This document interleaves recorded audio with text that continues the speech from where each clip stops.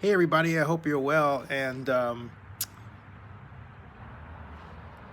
having a great day. I just want to talk to you for a moment about something I saw um, earlier today. First on Twitter as part of a hashtag Marjorie Taylor Greene traitor, and then it was a post by the Lincoln Project, or at least someone affiliated with it.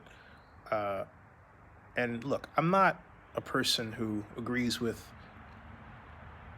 the political act that is Marjorie Taylor Greene. I say it's an act because I contend that she's paid to behave the way she's behaving, and it would appear by at least one reference from news, there was a time when she associated with people who didn't think that way.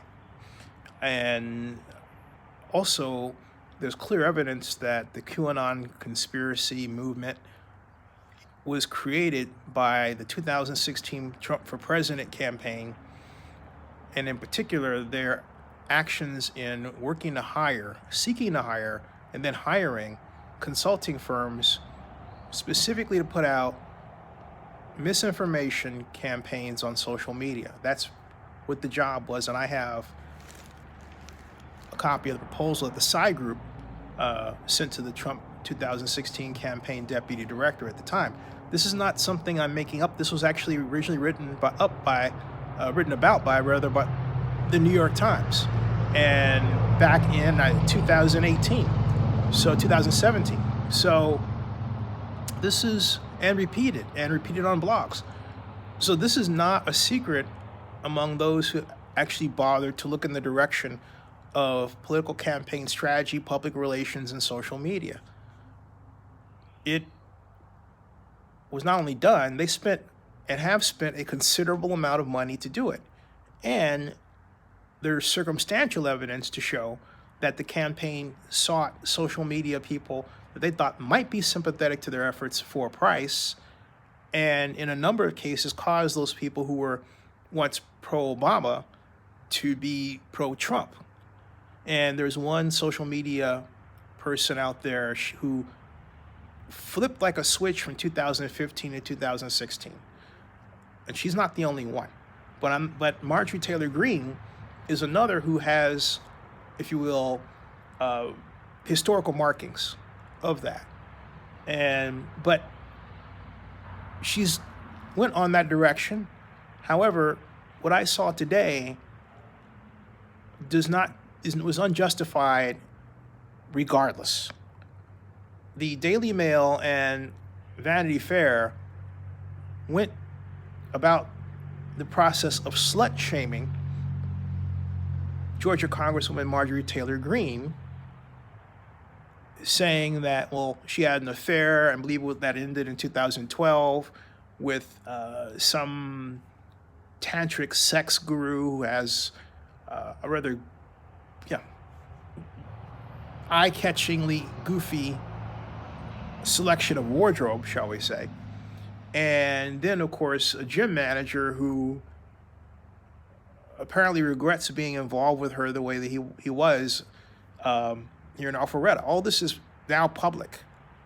And the Daily Mail took to the process of hounding these folks, trying to get information out of them, which is going up to them and everything, which is, all things considered, unnecessary. But they did it to say, hey, there's something wrong with her.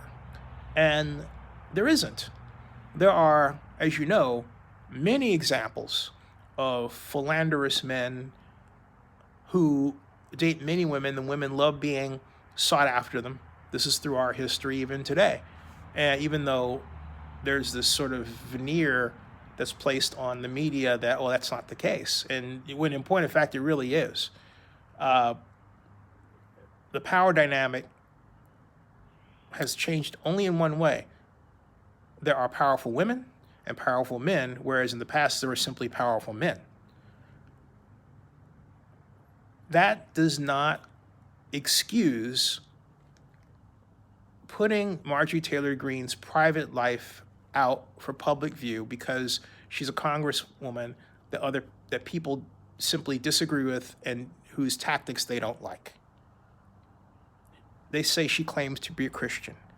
As a Christian, as far as I'm concerned, she is. Why? Because, look, Christ died on the cross to save us from our sins. These publications like the Daily Mail and Vanity Fair are simply pointing out her sins, and by people who undoubtedly themselves have sinned. She apparently has a great relationship with her husband based on God, and that has cemented their relationship in the face of her errors, which, hey, look, she admits to, okay? That is unnecessary. And then the Daily Mail has photographs of her, lifting, and hey, look, she's attractive, okay? Great. Absolutely give her props, okay? Was it done for clicks? Yeah. I think they got something like 153,000 shares or something like that from it on social media, did the Daily Mail alone. Am I doing it because it's media and some people have people consuming it in a different way? But yeah, I am, but I want to make a point off the same trail of keywords that they used. But the point is this: stop slut-shaming her. It's not so much a point, it's a demand. That's wrong. If we believe in the idea of liberated women on the week of the International of Women's Day, on the month of women, then we should walk our talk. And yeah, those publications, articles were put on in February, but you would think come March, the same organizations would say, hey, you know what? We did something last month that wasn't in the spirit of International Women's Month or International Women's Day, so let us explain what we did and apologize for it. That's what they should have done. Now, this doesn't excuse Marjorie Taylor Greene's behavior, and it doesn't excuse my contention that she's paid for her antics, and my contention that prior to her being bought by the Trump campaign, she was largely a person who was democratic of mind. Otherwise, why should she take up with a tantric sex guru who wore a T-shirt that had Neil deGrasse Tyson as president and Bill Nye as vice president, calling for a smarter America? Not bad, okay?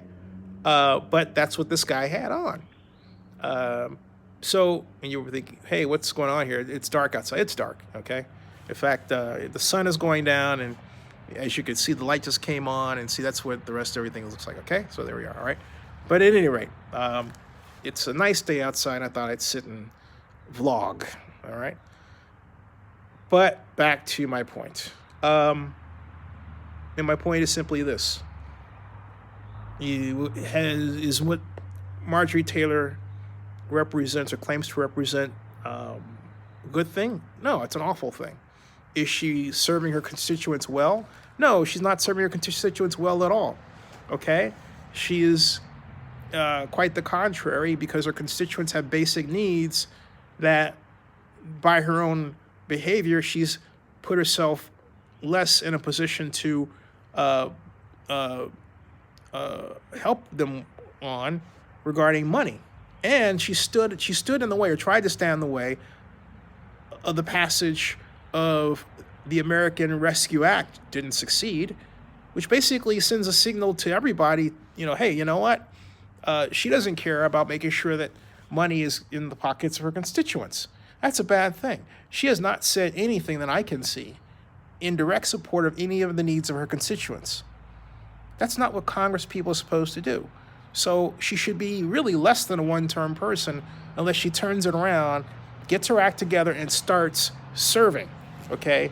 Starts serving the people of the district, the representative congressional district of Georgia that elected her.